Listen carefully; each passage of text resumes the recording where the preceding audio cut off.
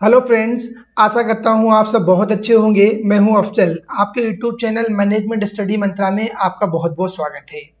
दोस्तों, आज हम इस वीडियो में डिस्कस करेंगे वर्ल्ड बैंक के रिगार्डिंग और जो वर्ल्ड बैंक ग्रुप है उसके रिगार्डिंग डिस्कस करेंगे, right.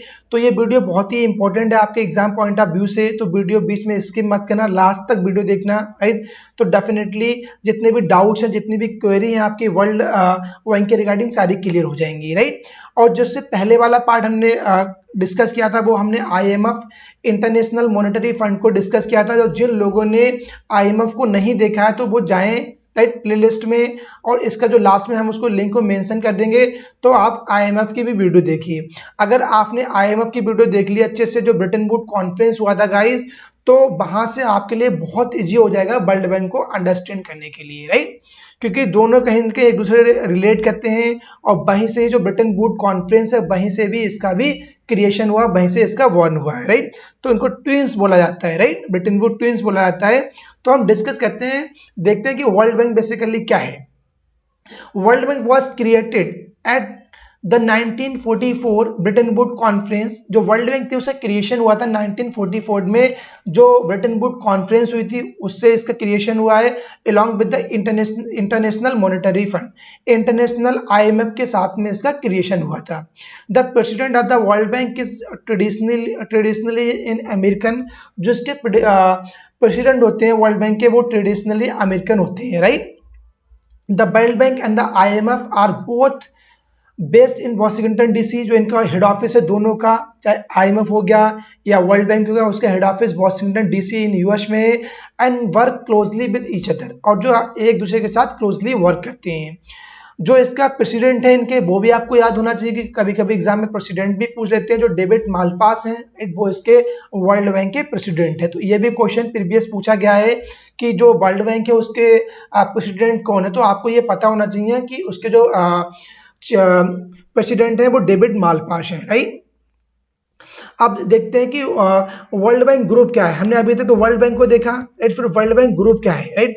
The world Bank group is an extended family of 5 international organization. जो वर्ल्ड बैंक जो ग्रुप है वो 5 इंटरनेशनल ऑर्गेनाइजेशन उसमें आते हैं, उनको ही मिला के वर्ल्ड बैंक बनाया जाता है। And the parent organization of the world Bank, और जो वर्ल्ड बैंक है उसका पेरेंट ऑर्गेनाइजेशन है, तो जिसमें टोटल 5 बड़े जो इंस्टीट्यूशंस हैं, ऑर्गेनाइजेशन है, उनको मिला के ही वर्ल्ड बैंक ग्रुप बनाया गया है, right. The collective name given to the list to listed organizations IBRD and IDA, right. तो आप इस डायग्राम को देख सकते हैं, जो वर्ल्ड बैंक ग्रुप का डायग्राम है, तो उसमें सबसे पहले आता आपका है IBRDA, International Bank for Reconstruction and the Development, and second आता है International development Association IDA, right. And third आता है International Finance Corporation IFC, and fourth आता है MIGA, multilateral investment guarantee agency. तो आपको मीगा पता होना चाहिए, इसकी फुल फॉर्म क्या है आपको ये भी पता होना चाहिए। और लास्ट में आता है international centre for settlement of investment dispute, right, ICSID।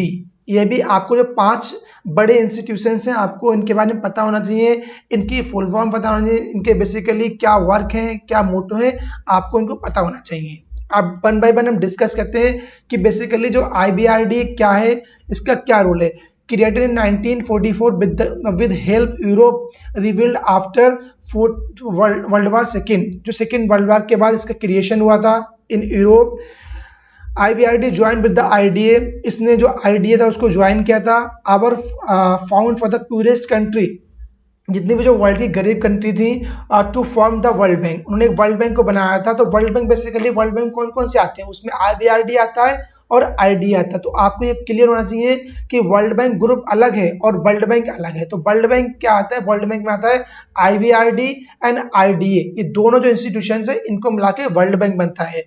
और जो वर्ल्ड बैंक ग्रुप है वो किसका पेरेंट ऑर्गेनाइजेशन है, वर्ल्ड बैंक, जो वर्ल्ड बैंक है उसका पेरेंटल ऑर्गेनाइजेशन है। right?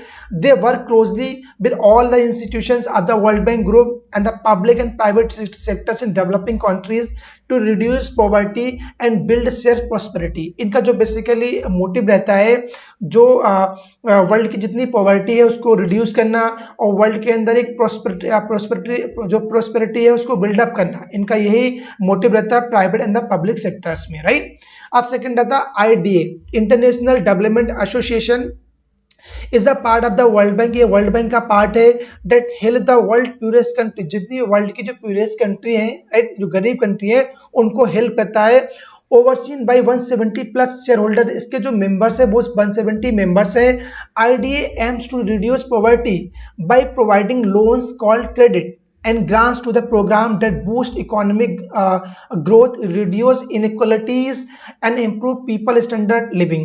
ये क्या है, इसको हम एक सॉफ्ट लोन विंडो भी बोलते हैं कि प्रीवियस PY क्वेश्चन आया PYQ में कि सॉफ्ट लोन विंडो कौन सा है। सॉफ्ट लोन विंडो कौन सा है, इसमें ऑप्शन दिए थे IBRDA, IDA, IFCA, मीगा या ICSID। तो जो IDA है, इंटरनेशनल डेवलपमेंट एसोसिएशन, इसको हम सॉफ्ट लोन विंडो बोलते हैं। तो ये आपको अच्छे से पता होना चाहिए कि सॉफ्ट लोन विंडो कौन सा है। IDA is called soft loan window, क्योंकि ये जितनी भी जो डेवलपिंग कंट्रीज हैं, जितनी भी जो पुअर कंट्री है, उनको लोन प्रोवाइड करता है, बहुत ही लो इंटरेस्ट में उनको लोन प्रोवाइड करता है, इसलिए इसको सॉफ्ट लोन विंडो भी बोलते हैं, राइट? आपने देखा जिसके क्यों करता है, क्योंकि जो वर्ल्ड की इकोनॉमी है, राइट, उसकी इकोनॉमिक ग्रोथ इंप्रूव हो, जितनी जो इनइक्वालिटीज हैं उनको रिड्यूस करना होता है, और जो लोगों का लिविंग ऑफ स्टैंडर्ड है उसको इंप्रूव करने के लिए, right? IDA complement the World Bank original lending arms, the International Bank for the Reconstruction and the Development, right? चलते हैं नेक्स्ट पॉइंट देखते हैं। IFC international finance corporation was established in 1956। इसका जो क्रिएशन हुआ, जो एस्टैब्लिशमेंट हुआ है 1956 में हुआ था, to support the growth of the private sector in developing world. जो वर्ल्ड की जो डेवलप करने के लिए जितने प्राइवेट सेक्टर्स है उनको उनकी ग्रोथ के लिए बहुत सपोर्ट करता है, उनको हेल्प करता है, right? IFC stated mission is to promote sustainable private sector investment in developing country. जितनी भी जो डेवलपिंग कंट्रीज हैं दोस्तों, उनमें बहुत ज्यादा हेल्प करता है, specially in the private sectors, और गवर्नमेंट को भी हेल्प करता है टू रिड्यूसिंग पॉवर्टी, जो पॉवर्टी को रिड्यूस करने के लिए, एंड इम्प्रूव पीपल्स लिव्स, जो लिविंग ऑफ स्टैंडर्ड है उसको भी इम्प्रूव करता है, right? While the IBRD and IDA provides credit and non-lending assistance to the government, but IFC provides loan and liquidity advice and technical services to the private sector.